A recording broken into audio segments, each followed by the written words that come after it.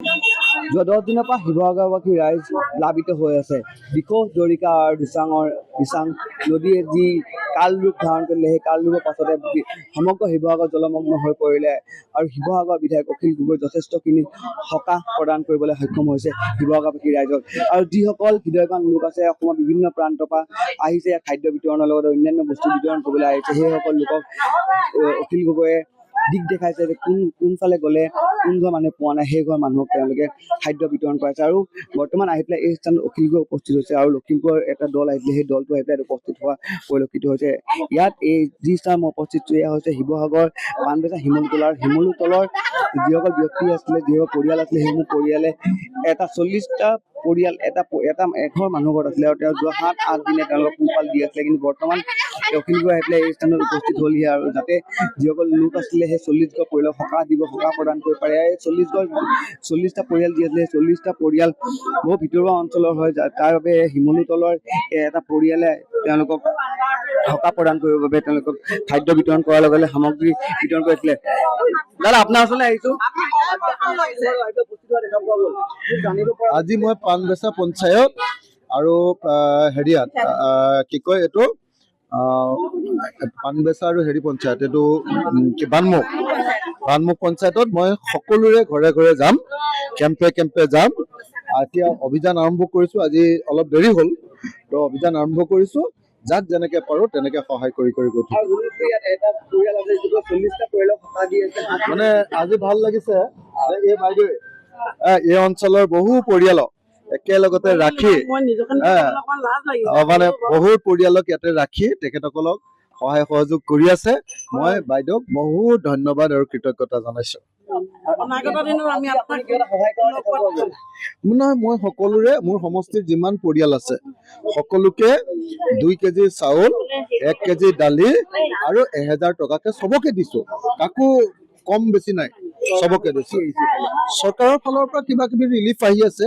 এতিয়া 15,000 টকাকে চৰকাৰে এটা পৰিয়ালক দিম বুলি কৈছে। মই কৈছো 10 লাখকে লাগি আছো দেই। হয়, অখিল গগৈ এটা কথা উল্লেখ কৰিছে যে যিসমূহ পৰিয়ালৰ সম্পূৰ্ণ ক্ষতিগ্ৰস্ত হৈছে সেইসমূহ পৰিয়ালক 15,000 এককালীন সাহায্য নিদি পেলাই 10 লাখ টকাকে সাহায্য দি পেলাই তেওঁলোকক সকাহ যাতে প্ৰদান কৰে। আৰু আমি ইয়াৰ যিটো পৰিয়ালে ইয়াত পোহপাল দি আছিলে 40টা পৰিয়ালে, আমি সেই বাইদেউৰ লগতে আমি কথা পাতিব চেষ্টা কৰিম, তেওঁৰ লগতো গৃহস্থৰ লগত আমি কথা পাতিব চেষ্টা কৰিম। আৰু ইয়াত দেখা পোৱা গৈছে অখিল গগৈ এই স্থানত আহি পোৱাৰ লগে লগে যথেষ্ট মানুহ আহি পেলাই ভিৰ হৈ গ'ল। বাইদেউ আপুনি ইয়াৰে আপোনালোকৰ পৰিস্থিতি কেনেকুৱা?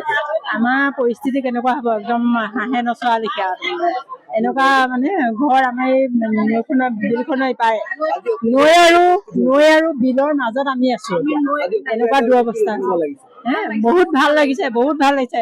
নিজৰ শিৱসাগৰ সমষ্টি বিধায়ক এজনে যে এনেকুৱা এটা উপকাৰ কৰিব আমি ভবা নাছিলো, কিন্তু আমি বহুত ধন্যবাদ দিছো। তেওঁ যেন একদম কুশলে থাকে, ভালে থাকে, আমি সদায় সেইটোকে কামনা কৰিছো। তেওঁৰ পক্ষত আমি সদায় আছো। বাইদেউ আমাৰ মানে নৈ কাষতে ঘৰ, তাৰমানে আমাৰ চব গৈ আছে। আপোনালোকে ক'ত আছিলে ইমান দিন? আমি ইয়াতে আছো, আমি তৰুণ গোহাঁই ঘৰত আছো। 7-8টা মান আছে। হ'ব কিমান হ'ব বাৰু, 30টা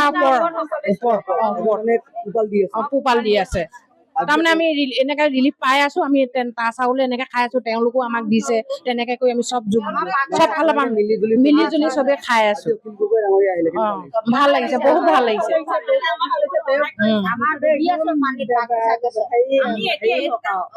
তেওঁ যেন একদম চিৰ জীৱন যেন একদম সুখী হৈ থাকক, ভাল হৈ জীয়াই থাকক, সেইটোকে কামনা কৰিছো। যেন ভগৱানে যেন তেওঁক ভালে কুশলে ৰাখক। সদায় তেওঁৰ পক্ষত আমি আছোৱেই, মুঠতে সদায় থাকিম।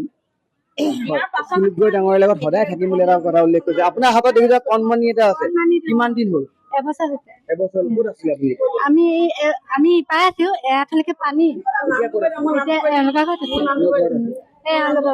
এই ঘৰ স্বত্বাধিকাৰী আপুনিয়ে বুলি ধৰিছো এতিয়া। হয়, এখেতলোকৰ মানে এইটোৱে কেঁচুৱা মধ্যে মাত চাত ভাগি মোৰ অৱস্থা নাইকিয়া হৈছে। এই ৰাইজক মানে অকমান সহায় সহযোগ কৰিছো। ডাঙৰ কাম কৰিছে এইটো, অন্য কাৰণে নহয়, যি পাৰিছো তাৰমানে।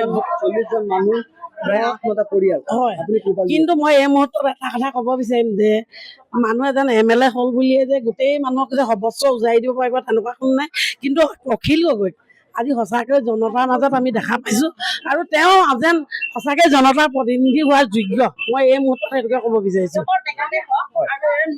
মেডিকেলটো ইয়ালৈ আহিলে আমি ভাল পাওঁ। আমাৰ এতিয়া আগলৈ যাব নোৱাৰি, গোটেই পানী গন্ধ। তেতিয়াহ'লে আপোনাৰ এতিয়া বৰ্তমান অখিল গগৈ পেলাই সকাহ দিছে নে?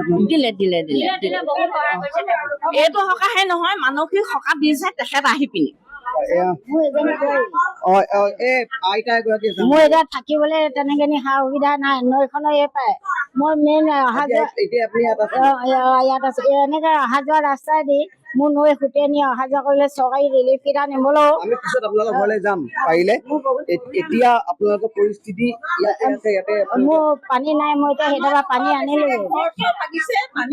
মোৰ মেইন ৰাস্তাটো নাই, হেৰি নৈ ইপাৰে মোৰ মানে অৱস্থা একেবাৰে বেয়া। টিউবৱেল বুৰি আছে, সকলোৰে এটা সমস্যা সন্মুখীন হৈ আছে। দেখি পাই যিমানজন ব্যক্তি আছে, যিমানটা পৰিয়াল আছে, চবৰে অসুবিধাৰ সন্মুখীন হৈ আছে। কিন্তু আজি আহি পেলাই যিবোৰ পৰিয়াল আছে সেই পৰিয়ালক সকাহ দিব।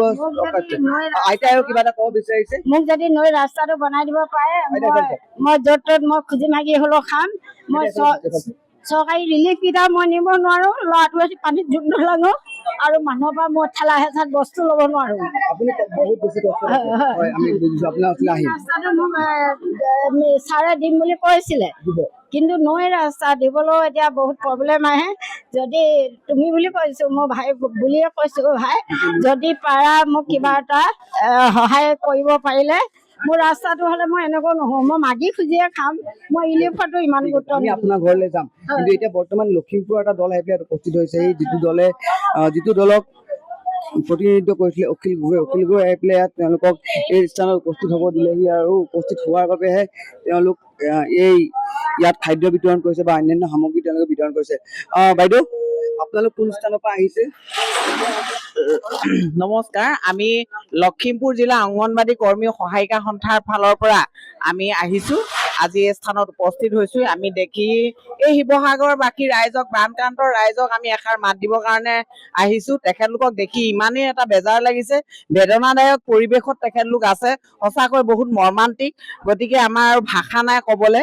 সেই হেতুকে অহা সময়তে অখিল গগৈ অহা দেখা পোৱা গ'ল। হয়, আজি আমি এটা শুভ ক্ষণৰ গতেই হ'ল, যিহেতু আমি নিউজতে দেখি আছিলো, বিভিন্ন বাতৰিত প্ৰচাৰ মাধ্যমত দেখি আছিলো যে অখিল গগৈ ডাঙৰীয়া বোকাপানী চেণ্ডেল স্পন পিন্ধি বোকাপানীত আমাৰ শিৱসাগৰবাসী ৰাইজৰ লগত ওতঃপ্ৰোতভাৱে বানক্ৰান্ত ৰাইজৰ লগত সহযোগ কৰি আছে। কিন্তু আজি আমি নিজ সাক্ষাতত দেখি বহুত ভাল লাগিল। তেখেতৰ সুস্বাস্থ্যৰ লগতে এই অঞ্চলবাসীৰ যে এজন গৌৰৱ কঢ়িয়াই অনা বিধায়ক পাইছে। আমি বহুত এটা অসমৰ বাবে বা আমাৰ এই বানপীড়িত অঞ্চলৰ কাৰণে আজি সেইফালৰ পৰা বহুত আনন্দিত হৈছো। যদিও এটা মানে বেদনাদায়ক লাগিছে। আমিও একে মহিলা মানুহ, আমাৰ মহিলাসকল আজি যেনেদৰে আছে, মহিলাসকলৰ অৱস্থান যেনেদৰে দেখিছো, বহুত দুখ লাগিছে। গতিকে আমি আনিছো ফেনাইল। অংগনবাদী কৰ্মী সহায়িকা সন্থাৰ এটা কম পাৰিতোষিক পায় তেখেতলোকে এদিনৰ ভিতৰত বাৰ্তা কৰি গোটেইখিনি যা যোগাৰ কৰি দিছে। সেই মৰ্মে আমি অন্যান্য ফেনাইল আনিছো। আমি ছোৱালীৰ কাৰণে ষ্টেপি, মহৰ ধূপ, ফেনাইল, বিচনা চাদৰ, আঁঠুৱা, কাপোৰ কানি, গেঞ্জি সকলো আনি আছো। আমি সকলোখিনি আনিছো। আপুনি তাৰপৰা আহিছে? হয়, আমি লখিমপুৰ অংগনবাদী কৰ্মী সহায়িকা হৈ আমি আপুনি? হয়, মই লখিমপুৰ জিলাৰ অংগনবাদী কৰ্মী সহায়িকা সম্পাদিকা। মই এই ৰাইজৰ দুৰ্যোগৰ সময়ত এষাৰ মাত দিবলৈ ক্ষুদ্ৰমান অকমান বস্তু লৈ হলেও তেওঁলোকৰ দেখা দিছো। আমাৰ দীঘল হৈ গৈছে, কিন্তু আমাৰ লখিমপুৰ আৰু এজন আছে। আপোনালোকো আহিছে লখিমপুৰৰ পৰা? মই আমাৰ যিখিনি উত্তৰ পূব গাড়ী চালক কৰ্মচাৰী ইউনিয়নৰ পৰা আমাৰ লখিমপুৰ ডিষ্ট্ৰিক্ট হৈ CIT আণ্ডাৰত আমি যিখিনি পাওঁ আমাৰ ফালৰ পৰা। আজি আপোনালোক ইয়াত আহি পেলাই অখিল গগৈ আহি পেলাই উপস্থিত হ'লেই। হয়, আপোনাৰ অহা সময়তে খুব ভাল লাগিছে। তেওঁ যে আহি আজি যিখিনি তেওঁলোকৰ অসুবিধাত পৰি থকা মানুহখিনি, আপোনালোকে এই লোকেশ্যনটো কোনে দিছিল? আমাক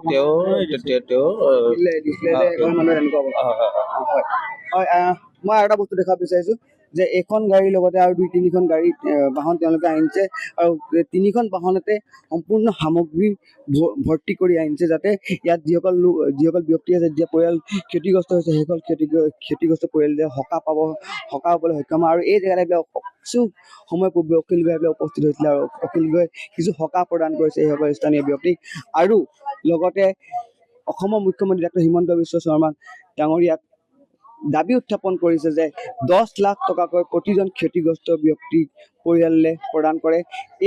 এই দাবী কিমান দূৰলৈকে মুখ্যমন্ত্ৰীয়ে মানি লয় সেয়া অনাগত সময়ত লক্ষণীয় হ'ব। যিকোনো খবৰৰ বাবে যোগাযোগ কৰক 9181 307 221 আমাৰ এই নম্বৰত।